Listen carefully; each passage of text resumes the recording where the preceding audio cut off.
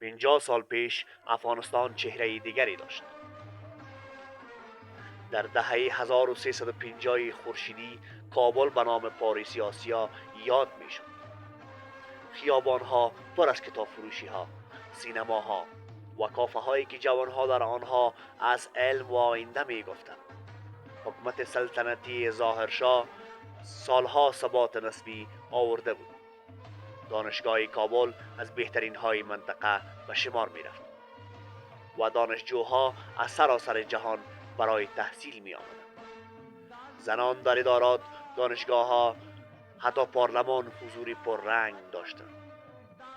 با کودتای 1352 خورشیدی جمهوری داود خان آمد. پروژه های بزرگ ساختمانی، جاده ها، بندها و تلاش برای صنعتی شدن کشور آغاز شد. افغانستان در مسیری پیشرفت بود. آرام آرام داشت به دنیای مدرن می پیوست.